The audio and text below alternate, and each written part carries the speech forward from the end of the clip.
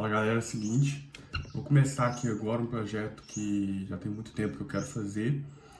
Ele é um projeto que não dá tanta visualização assim, como comentar sobre notícias de contabilidade, outras coisas assim. Mas eu acho que desde que eu comecei o canal, essa é a ideia principal e eu quero começar a fazer isso, que é ler com vocês as normas brasileiras de contabilidade, desde a básica até a maior que a gente tiver, e comentar ponto a ponto. E se dentro dessas normas assim, eu achar temas que eu precise aprofundar mais, eu faço outros vídeos comentando mais. Eu quero mesmo ter nesse canal uma via meio de estudo, de educação. Então eu quero começar o mais rápido possível isso, mesmo com o canal mesmo no começo. E aí eu vou começar pela norma brasileira de contabilidade mais básica, que é a 1002. Hoje a gente vai ler aqui o começo até onde eu achar pertinente para esse vídeo, pelo tamanho dele e tudo mais. Não sei até qual o tamanho dos vídeos que eu quero fazer para esse projeto. E primeiro deixa eu só explicar um pouco de como funciona esse sistema. Basicamente, a gente tem no ordenamento aí brasileiro, nas normas de contabilidade, a gente tem quatro níveis de contabilidade que são possíveis de serem feitos. A mais básica de todas é a NBCTG 1002, depois a gente vai para a NBCTG 1001, e depois a gente vai para a NBCTG 1000, e depois a gente pode optar pelas normas completas, que são os CPCs, que é o que a gente estuda na graduação, geralmente. Essas normas mais básicas agora que eu vou passar, 1002 a 1001, elas foram criadas ano passado. Elas começaram a ser, o primeiro ano de utilização dela foi 2023.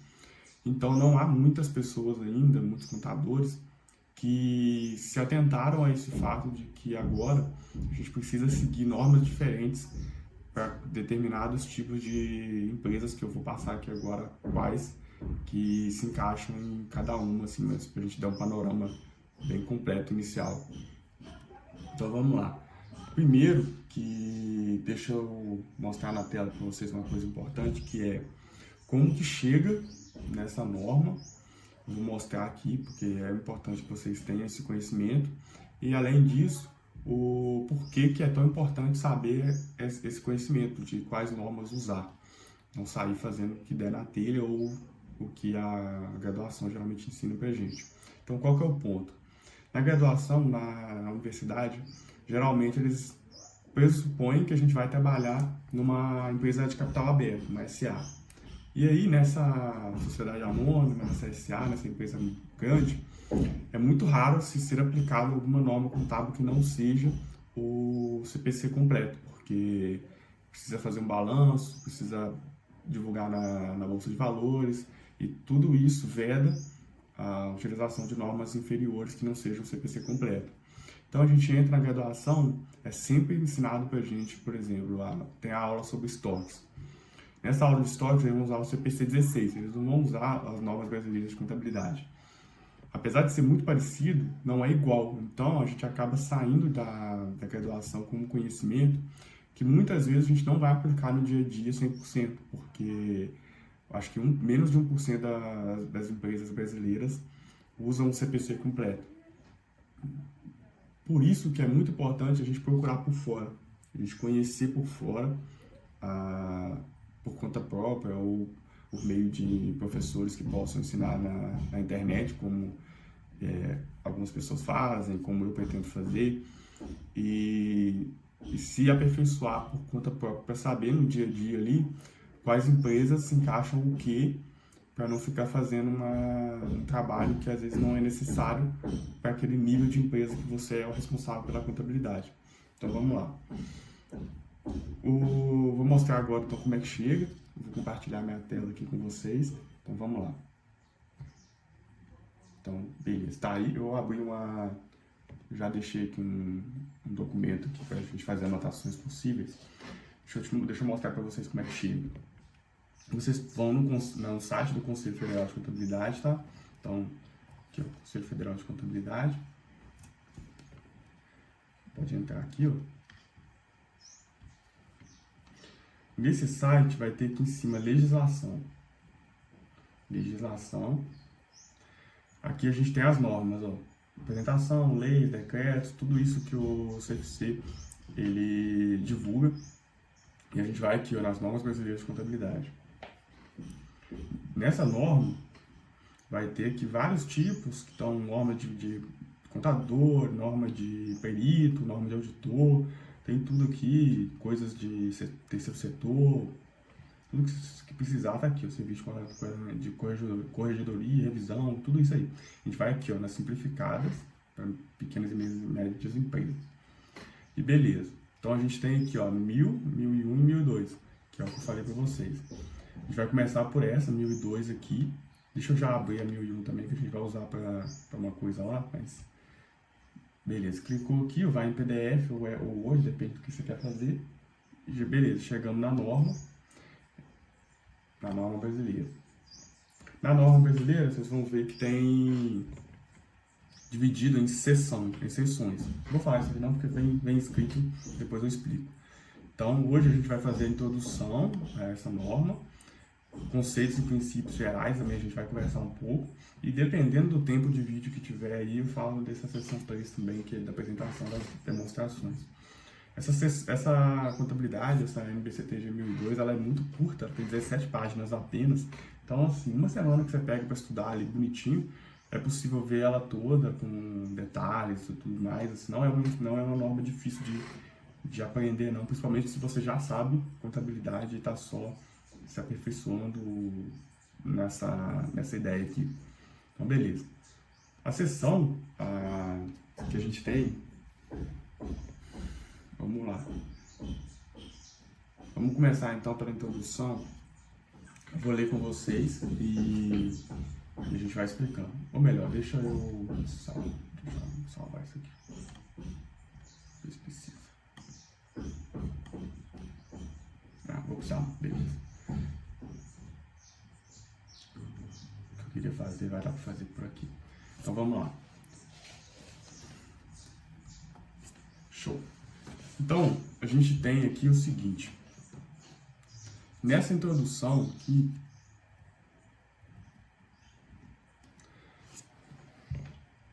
vai dizer o seguinte, ó.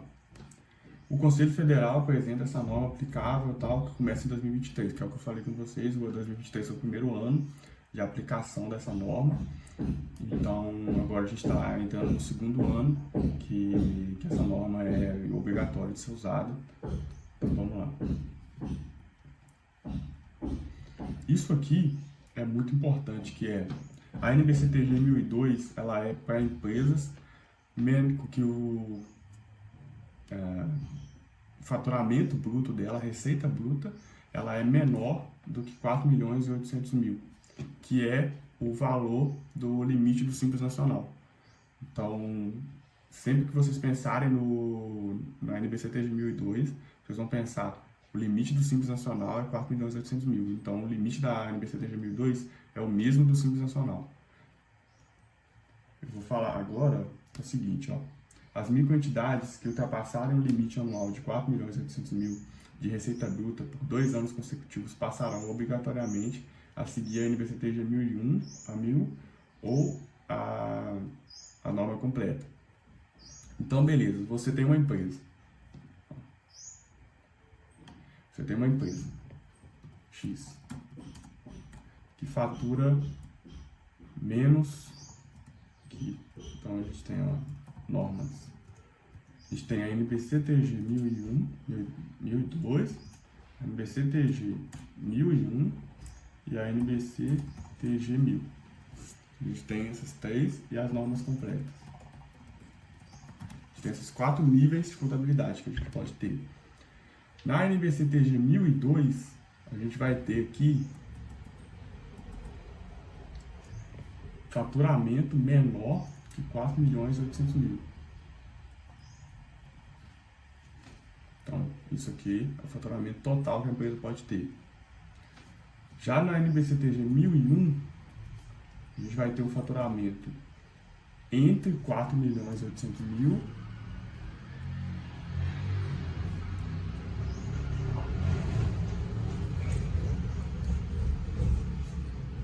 e 72 milhões. Até abrir aqui, ó. É aqui que eu queria mostrar para vocês a 1001. Na 1001 fala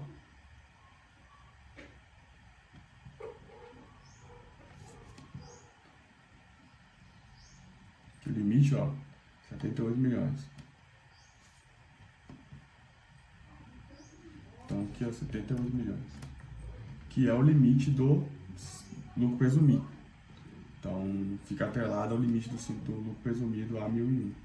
E a 1000 são empresas que faturam mais de 78 milhões, que é obrigatório, e as empresas, então, mais de 78 milhões. Então, se você tiver uma empresa que fatura mais de 78 milhões, ela vai poder usar a NBC-TG 1000, obrigatoriamente, né? Não vai poder usar nem a 1001 nem a 1002. E as normas completas são para todas as empresas, podem usar, se quiser. Então, beleza. O que é importante saber aqui nessa questão do faturamento? A empresa que fatura menos de 4.800.000, ela pode usar as normas maiores. As empresas que são... elas podem subir de nível, mas elas não podem descer de nível. Então, uma empresa que fatura 5 milhões, ela não pode usar 1002, porque ela está vedada pelo faturamento. Mas a empresa que fatura 3 milhões, ela pode usar 1001, ela pode usar 1000, ela pode usar a norma completa, porque ela pode usar, é opcional para ela utilizar a norma completa. Como padrão, a norma brasileira, ela diz que a empresa ela começa usando a norma completa. E você opta por usar uma norma mais simples. Então você tem que explicar, na hora que estiver fazendo o demonstrativo, o balanço, o DRE, tem que explicar lá que você vai usar uma norma mais simplificada.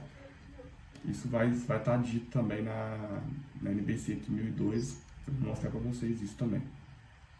Então beleza, chegamos aqui com o faturamento dessa empresa da NBC de 2002 é 4.800.000.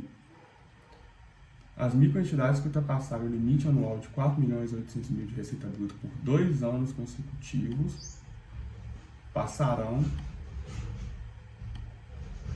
obrigatoriamente a seguir as outras normas que tiver. Então, beleza.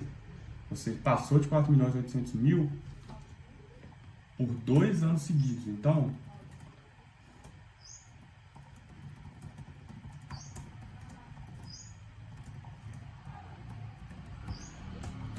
por que eles colocaram isso de 2 anos seguidos, passando de 4.800.000?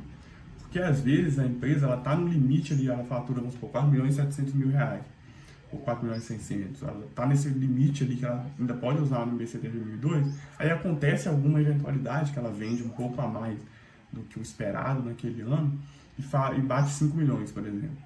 E aí, se a empresa no ano seguinte ficar obrigada a usar a NBCT de 1001, pode ser que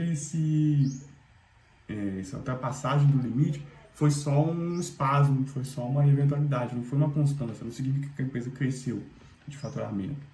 E aí ela vai ficar presa a uma norma que não compete a ela. Pensando nisso, eles colocaram esses 2 anos consecutivos para ver que se a empresa está tendo uma constância. Então, em 2023 ela passou de 4.800.000, em 2024 ela passar de 4.800.000, em 2025 ela vai passar a usar uma norma mais completa, provavelmente vai ser a 1001, que é o nível acima. Então, isso aqui é muito importante se observar. Se as entidades praticantes da NBC-TG 1001, da NBC-TG 1000 ou das normas completas ficarem abaixo de 4.800.000 anuais por 2 anos consecutivos, podem optar por essa norma a partir do ano seguinte. Então, para você descer de nível, também tem isso de ter que ter menos de 4.800.000 por 2 anos seguidos pela mesma lógica. Pode ser que a empresa aconteceu uma eventualidade, ela não vendeu tanto.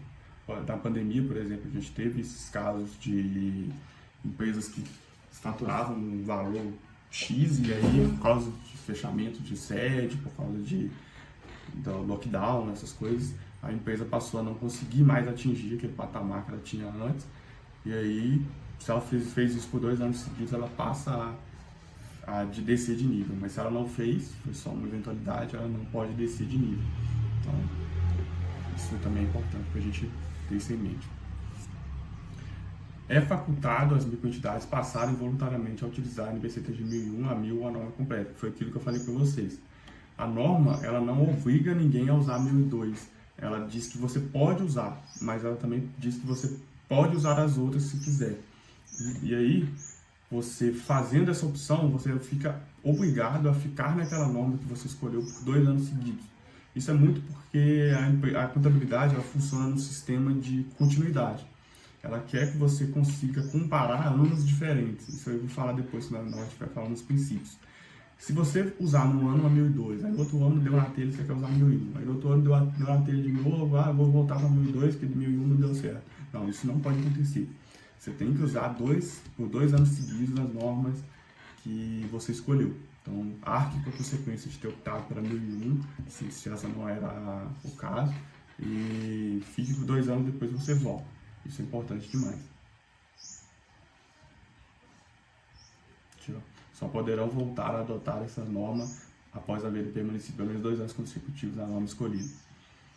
A microentidade que, na data de entrada em vigência dessa norma, estiverem utilizando qualquer conjunto de normas de outro nível, poderão optar por essa norma nessa data. Isso aqui é mais porque naquela transição para utilizar essa norma, eles colocaram isso aqui que você podia optar por ela e tal, mas hoje em dia já não se encaixa mais porque já estamos em 2024. A estrutura dessa norma apresentada a seguir obedece às mesmas que na NBCT G1000, com as mesmas seções, mas com numeração de itens diferentes. Nem todas as seções da NBCT G1000 são aplicáveis, enfim. Isso aqui é porque eu queria mostrar para vocês, por isso que eu abri a 1001. Olha só, a gente tem aqui nas seções, ó. Vamos lá, ó, seção 2, conceitos, seção 3, apresentação, seção 4, balanço, DRE e tal, beleza. Se vocês olharem, ó, a NBCTG 1001, ela tem as mesmas seções, olha só. Conceitos e princípios, apresentação das demonstrações, balanço patrimonial. E naquelas que não existem na 1002, porque a 1002 não tem todas as seções, a seção 7, 8 e 9, vocês vão ver que não tem aqui, ó. Se você passar aqui, você vai ver que existe elas, ó. Mas pula. Então, a seção 6 vai ser a mesma em todas, mas a seção, ó, demonstração do DMPL na seção 6. Aqui, ó, DMPL na seção 6. Mas aqui pula para a seção 10, políticas contábeis, aqui continua e volta para a seção 10, políticas contábeis. Isso é feito para você conseguir consultar normas diferentes e saber sempre em qual seção você tem que procurar, independente da norma que você estiver. Então, se você quer falar de DMPL nas normas, você vai sempre na seção 6 em todas elas. Isso é muito legal, isso te ajuda muito nas pesquisas. Então, vamos voltar aqui. É verdade a aplicação parcial dessa norma, exceto se houver previsão expressa para isso. Não é considerada aplicação parcial o fato de a microentidade, por ter uma transação cuja responsabilidade não esteja aqui prevista, utiliza outra norma que trate do tema, o que inclusive é considerado necessário. Então, o que é isso aqui? O que isso aqui quer dizer? Que você não pode pegar a norma NBCTG 1002 e pensar só o que você quer. Você tem que pegar, escolher a norma 1002, você vai ter que usar tudo da norma 1002, do começo ao final. E se tiver acontecido alguma coisa ali dentro que você procurou na norma 1002 e não achou, que vai ser muito difícil, você vai lá na norma mais completa, na 1001 ou na 1000 ou na CPC, o que você quiser, pinça aquilo, faz daquele jeito, explica que foi utilizado por causa da ausência na NBCTG 1002 e usa e beleza. Não é considerada aplicação parcial nesse caso. É uma coisa que você obrigatoriamente vai ter que fazer. Então, isso também é muito importante. E aí, as entidades que possuem responsabilidade pública de prestação de contas não podem utilizar essa norma. Como é o caso de companhias abertas, que foi o que eu falei com vocês, de SA, e outras entidades que têm responsabilidade fiduciária perante terceiros, como banco, fundo de investimento, etc. Então, empresas que têm responsabilidade com questão de dinheiro monetário, cooperativas de financeiras, fundo de investimento, banco, essas empresas que guardam dinheiro, elas não podem utilizar a NBCTG 1002, tem que ser a norma completa. E se você tiver que fazer balanço para divulgar na Bolsa de Valores, essas coisas assim, você também tem que usar a norma completa. Então não pode usar a NBCTG 1002. Isso é importante ser pontuado. Vou até colocar aqui. Não pode ter responsabilidade fiduciária com terceiros, nem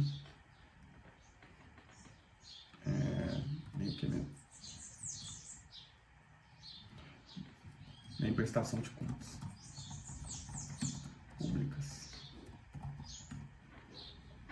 Isso aqui é importante também ser pontuado.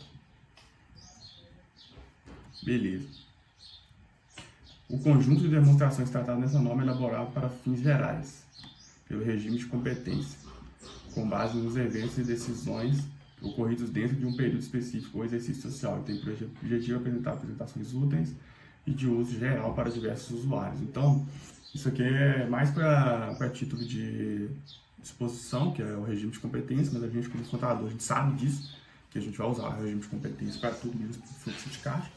Na verdade, o fluxo de caixa nem é obrigatório nessa norma aqui, então nem sei porque eles colocaram esse exceto fluxo de caixa ali.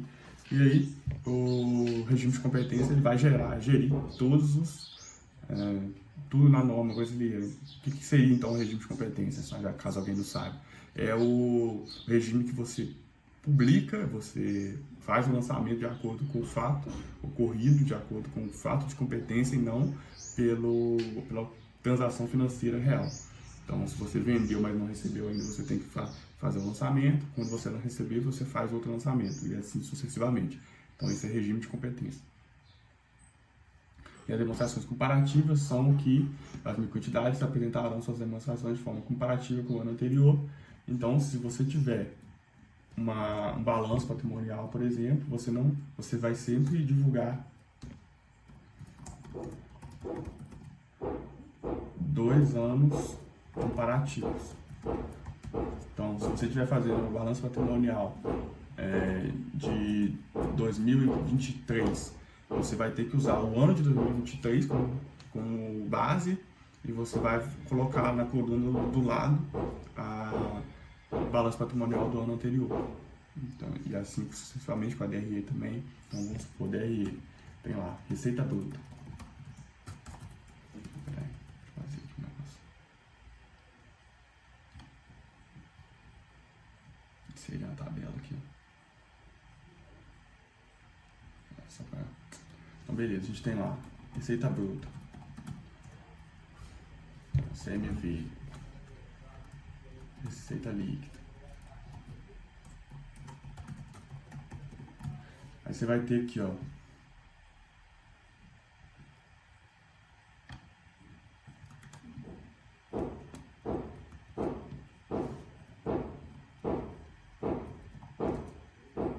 um X, e aqui vai ter o ano, X menos 1. Então vai ser sempre isso. Sempre tiver aqui, ó, 20 mil, 10 mil, vai ter lá 4 mil, caralho, desliguei o computador sem querer. Então, beleza, tem lá 3 mil, aqui 2 mil. E aí, beleza, ó. Então, vai ter sempre isso. Então, vai ser sempre um ano menos, e do lado o ano menos 1. Para fazer essa comparação, porque a gente quer pegar o demonstrativo e falar, pô, beleza, a empresa faturou 20 mil esse ano, show, mas e ano passado? Ano passado foi 10, beleza, crescemos 100%, isso é importante também.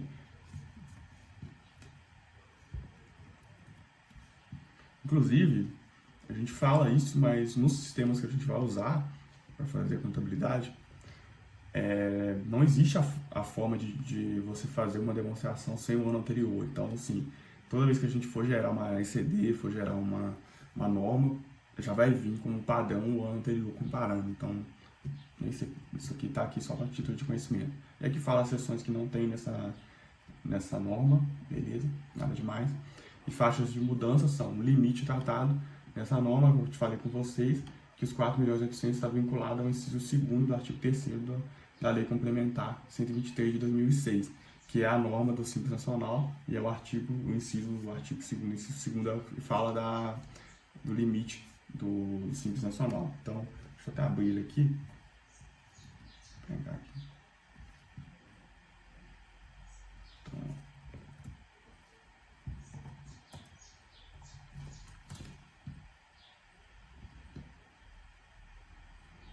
Então, artigo 3º. Artigo 3º, inciso 2º.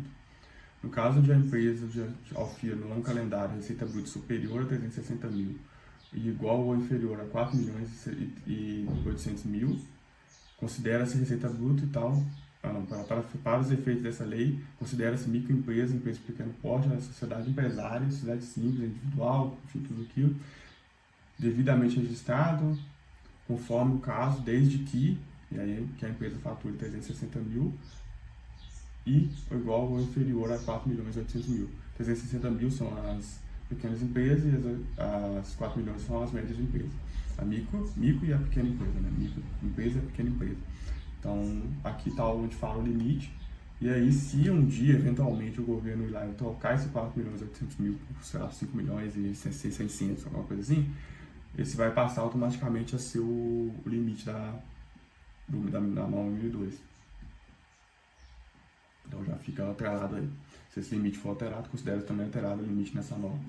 Beleza. Então essa é a introdução para a gente entender mais ou menos como se aplica, onde e quando se aplica na NBCTG 1002. Ela é bem simples, então se você tiver aí em mente que a norma ela vai ser aplicada a empresas que faturam menos de 4 milhões e 800 mil, empresas que não são responsabilidade fiduciária, não são bancos, não são fundos de investimento, não são nada desse tipo, empresas que não têm apresentação de balanço em bolsa de valores, essas coisas assim.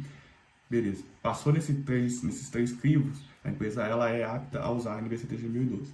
Passou por essa, você tem que ver se a empresa ela está há 2 anos seguidos faturando menos de 4 milhões e 800 mil, ou se ela está há 2 anos seguidos não faturando mais de 4 milhões e 800 mil, que é aquelas questões que eu falei do faturamento, 2 anos seguidos. E você vai ter que ver se a empresa ela pode descer ainda ou pode subir ainda. Então, beleza. Olhou isso, a empresa passou em todos esses requisitos, você pode ir lá e usar a NBCTG 1002 tranquilamente. A maioria das empresas vai poder fazer no Brasil atualmente isso. Beleza, então vamos falar um pouco de princípios e conceitos contábeis. Esses conceitos e princípios contábeis gerais, eles são para você entender a lógica de como a contabilidade funciona.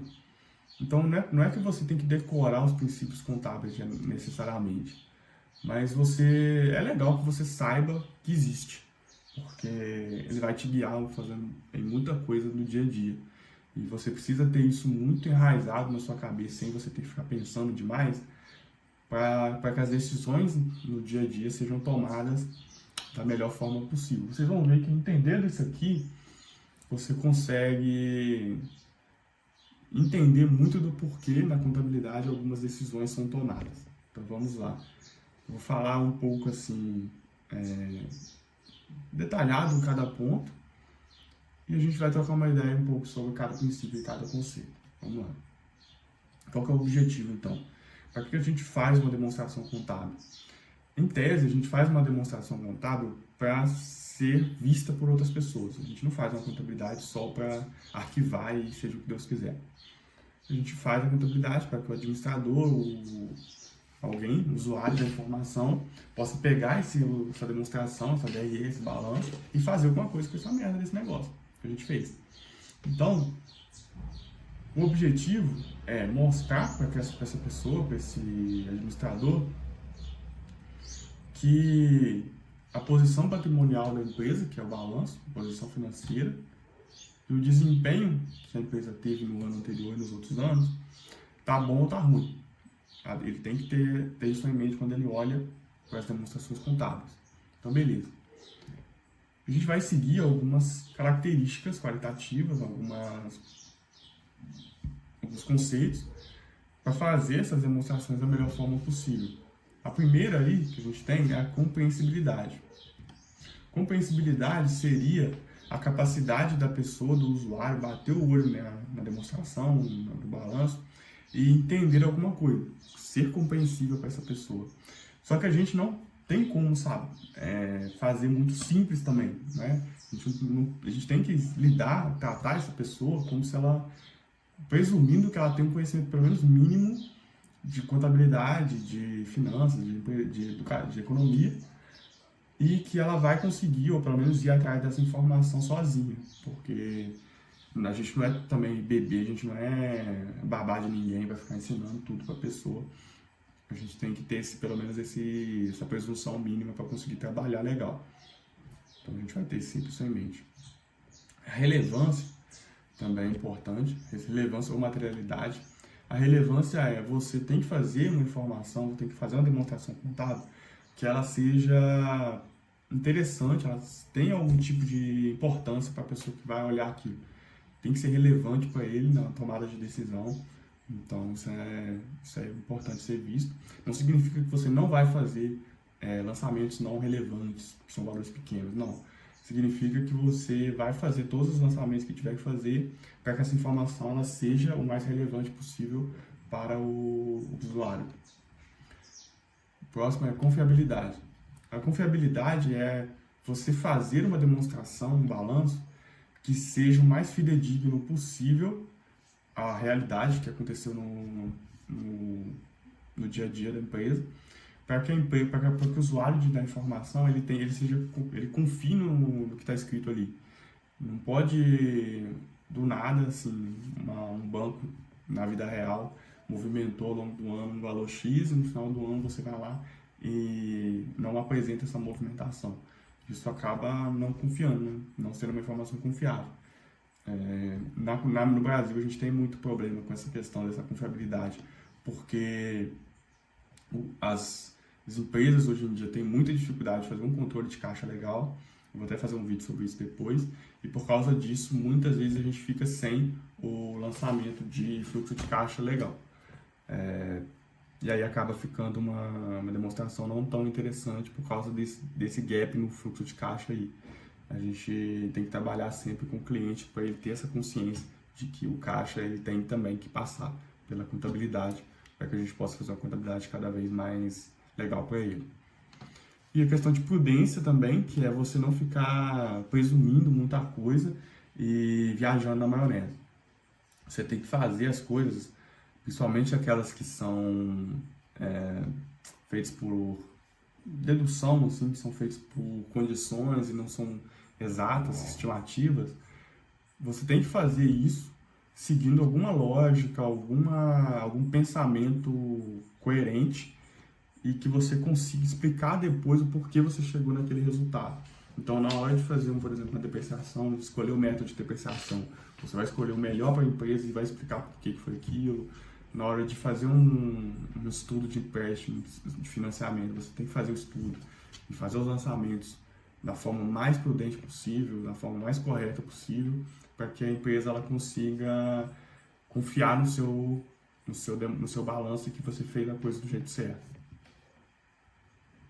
E por último, a comparabilidade, que é a capacidade da pessoa comparar anos diferentes. Então, é o que eu falei também mais para trás, a pessoa ela tem que pegar o demonstrativo e olhar lá um valor, por exemplo, vamos supor, a empresa faturou 1 milhão no ano. Ela tem que olhar aquele 1 milhão e falar, tá, e aí, esse 1 milhão é o quê? Porque pode ser 1 milhão, porque virou 1 milhão a menos, então ela faturava 2 milhões, nesse ano ela faturou 1, por exemplo. Significa o quê? Significa que ela caiu de rendimento. Agora, se ela faturou 1 milhão, mas no ano anterior ela faturou 500 mil, significa que ela dobrou de faturamento. Para fazer esse estudo, a pessoa precisa comparar um ano e outro, sabe? Logo, essa comparabilidade é importante.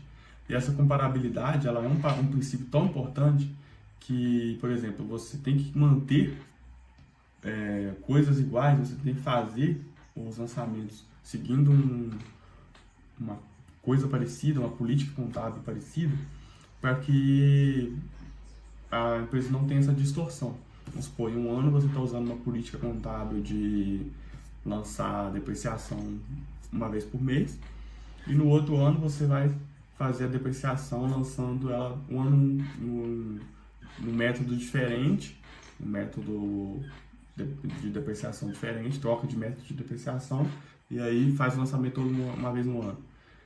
Sabe? São políticas diferentes, contábeis diferentes, e você tem que explicar que trocou e corrigiu o ano anterior, para que na comparabilidade eles possam olhar e falar, pô, beleza, estamos com essa capacidade aqui. Então, comparabilidade também é muito importante. E aqui a gente tem 3 conceitos que são, na minha visão, um dos mais importantes que tem na contabilidade, que é esse conceito de reconhecimento, mensuração e divulgação. O que eu vou mostrar para vocês aqui? Que seguindo esse tripé de reconhecimento, mensuração e divulgação, você faz e estuda a contabilidade com 100% dos temas. Todos os temas você consegue, seguindo essa norma aqui, essa lógica, fazer a apresentação. Então, beleza. O ativo, vamos falar aqui primeiro do que é o ativo. O ativo, ele é um recurso controlado pela entidade. Então, você precisa ter posse desse ativo, desse bem. Resultado de eventos passados. Então, uma possível entrada de dinheiro, uma possível compra de um ativo, essas coisas, não são ativos ainda. São eventualidades, são previsões. Tudo que tiver no ativo ali, na conta, no grupo de ativos, precisa ser resultado de eventos passados e controlado por você. E que se espera benefícios econômicos futuros. Então, você precisa comprar uma máquina, comprar um estoque, aplicou dinheiro num fundo de investimento, tudo isso você espera que aquele recurso seja fontes de outros recursos para você. Então, a máquina que você comprou, ela é para fazer outros bens que vão gerar dinheiro futuro. O estoque que você comprou, você quer vender ele e, consequentemente, ganhar dinheiro com isso. A aplicação financeira que você fez é para que no futuro você ganhe rendimentos financeiros com ela. Então, todos os ativos se espera que haja um benefício econômico futuro. Isso aqui normalmente na forma de dinheiro, beleza, mas nada demais. Flua para a microentidade, que é a questão do dinheiro entrar depois. Então, normalmente corresponde a um bem ou direito de propriedade. Já passivo é o contrário. Passivo é uma obrigação que você adquiriu, atual. Então, obrigações que você venha a ter no futuro não entram na contabilidade ainda. E você precisa já ter essa obrigação nesse momento. Resultado de eventos já ocorridos. Então, um salário que você tem que pagar para o funcionário, referente ao salário há um tempo que a pessoa já trabalhou.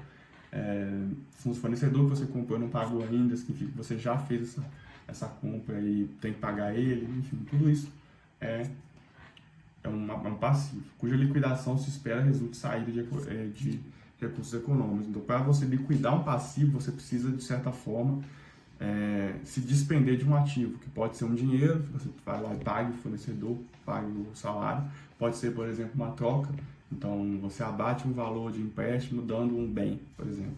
Isso é uma queda de passivo também. E por final, patrimônio líquido, né, que é a diferença de ativo e passivo, que é o residual ali que sobrou da entidade, que é o quanto ela conseguiu lucrar e construir de patrimônio ao longo dos anos que ela está viva e está trabalhando. Por final, receita, que é o aumento do patrimônio líquido, que se origina no custo das atividades normais da microentidade. Então, toda vez que você vender um bem, você conseguiu um lucro com aquilo, isso aumenta o seu patrimônio líquido, porque o seu lucro acumulados lá no balanço patrimonial vai ter aumento por causa dessa venda sua, desse aumento do patrimônio líquido. Já a despesa ela é uma redução do patrimônio líquido, porque você reduz a quantidade de lucro e a quantidade de valores ali no lucro ou prejuízo acumulado. Então, a receita ela aumenta o patrimônio líquido de uma forma que você vendeu, conseguiu no fluxo normal de atividade. E eu acho muito importante essa menção aqui, ó, não inclui recebimentos do sócio na condição de sócio como aumento de capital. Então, você aumentar o patrimônio líquido por meio de aporte financeiro não é receita, é uma mera inserção ali no patrimônio líquido, no balanço patrimonial, não influencia na DRE, na receita. E a despesa ela é uma redução do patrimônio líquido, porque são despesas que você teve ao longo da atividade para exercer sua atividade e reduzir o patrimônio líquido por causa disso. Então, beleza. No resultado, ela é o lucro menos lucro ou prejuízo acumulado, que é a diferença aí de receita e despesa, nada demais. E a compensação de saldos aqui é que a microentidade ela não deve compensar ativos e passivos ou receitas e despesas, a não ser que seja exigido ou presente. O que seria essa compensação aqui, ó, de ativos e passivos? Seria basicamente o seguinte: você ter uma movimentação lá de ativo, que você tem lá imposto de renda a recuperar. Então você tem você tem lá um dinheiro, você tem lá 5 mil reais no seu banco. E aí você vai lá e acontece algum imprevisto que o dinheiro some. Por exemplo, sumiu esses 5 mil reais.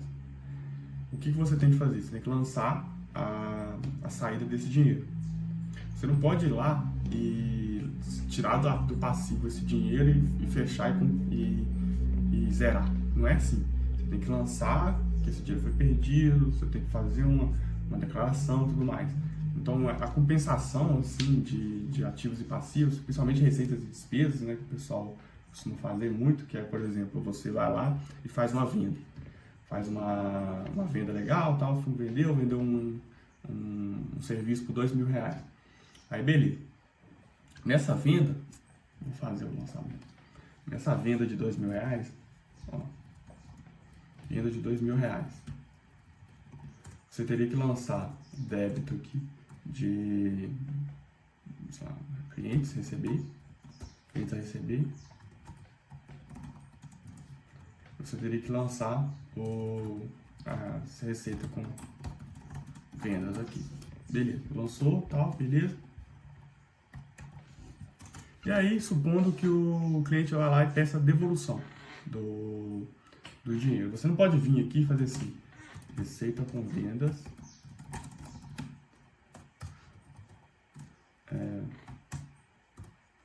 clientes a receber.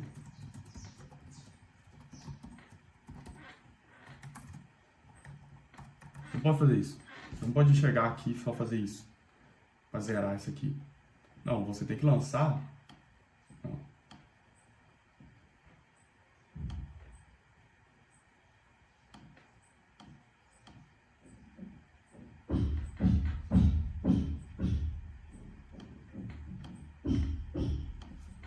Tem que chegar aqui, ó, e lançar débito, devolução,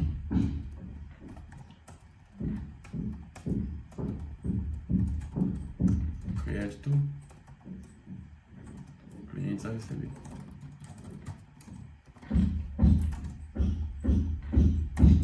Para que na DRE fique receita com vendas 2 mil reais, devolução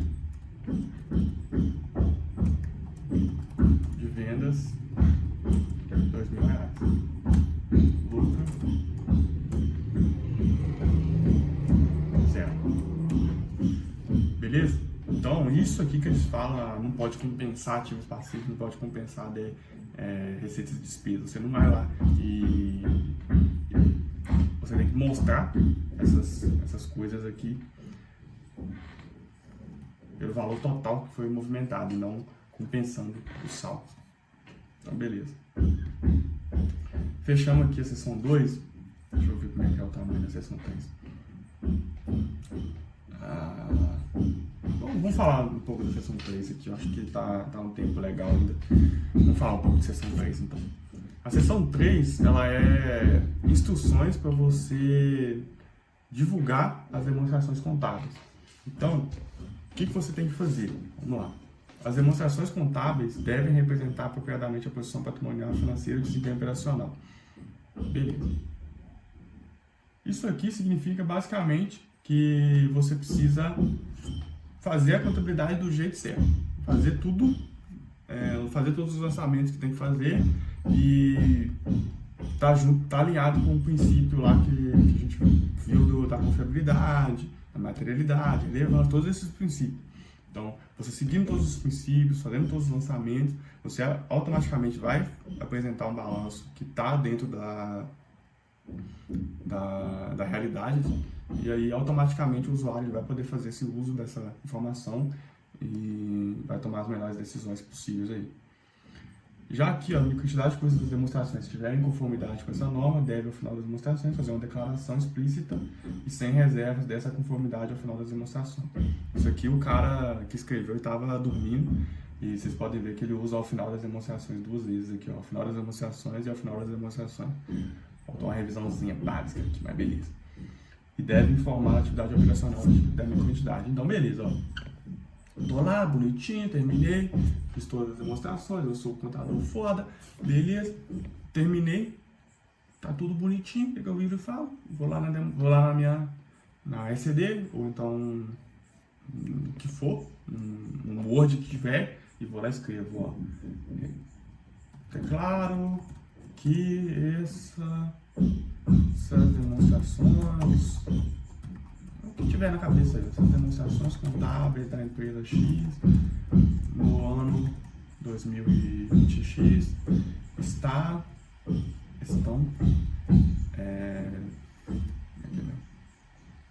em conformidade com a norma brasileira 1002. Tá. Só isso. Também declaro que essa empresa exerce atividade de, sei lá, manufatura de calçados, sei lá. Chutei qualquer coisa que inventei na cabeça aqui agora. Então, beleza. Só isso. Aí você bota aqui o KNAI, bota um KNAI qualquer aqui, ó. KNAI, 00000. Beleza. É isso aí. Terminou, fez isso aqui, pronto, beleza, acabou, assinou, gerou, pau, acabou. Beleza, é só isso. Só isso que eles querem. Não precisa fazer mais que isso. Informar a atividade operacional da minha quantidade. Continuidade. Continuidade é o seguinte: a gente sempre trabalha com a ideia de que a empresa ela vai continuar existindo para sempre. A pessoa física, o ser humano, ele morre. Uma hora acaba, beleza, acabou ali, acabou a vida dele. A empresa não, a empresa ela independe de existência de seres humanos, de um ser humano, teoricamente, né?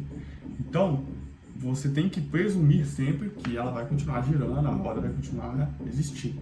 Só que existe uma chance da empresa falir, né? A empresa estar em dificuldade financeira, igual Americanas da vida aí, Magazine Luiza, essas empresas tudo aí. Então, se a empresa tiver com essa dificuldade, a gente fizer os estudos, conversar com o sócio, chegar na conclusão de que existe uma chance da empresa não continuar no ano seguinte, a gente precisa chegar lá na declaração e virar e falar, ó, seguinte, mano, declaro que a empresa X está em dificuldade financeira, portanto, existe uma possibilidade de não continuidade no ano seguinte.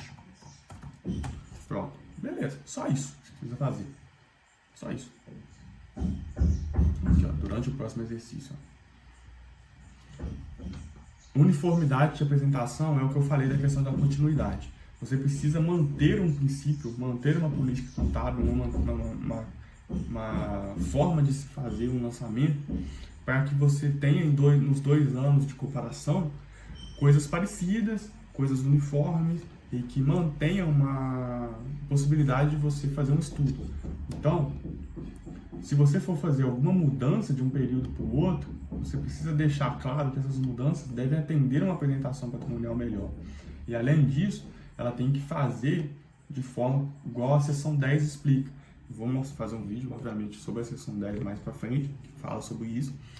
Na seção 10, nas mudanças de política contábil, fala lá o que você tem que fazer, caso você queira alterar uma forma de se fazer uma coisa e você quer manter a uniformidade das apresentações e, consequentemente, manter comparabilidade das demonstrações. E por final aqui a gente tem materialidade e agregação. Materialidade é apresentar separadamente nas demonstrações classes relevantes de itens semelhantes. Então na contabilidade você tem que pegar os itens e separar eles, ou separar ou juntar, né, de acordo com semelhanças. Então você vai ter um grupo lá, por exemplo, de bancos. Então se você tiver conta no banco tal, conta no banco Sicoob, conta no banco Caixa, esses bancos tudo, você vai ter que ter um grupinho lá declarando cada uma junto. Você não vai ter Caixa e lá no final do balanço outro banco, sabe? Isso aí não existe. Então é importante ter essa distinção aí de coisas. E grupos distintos, eles não podem estar juntos. Você não pode ter um grupo, um banco, e logo embaixo um estoque.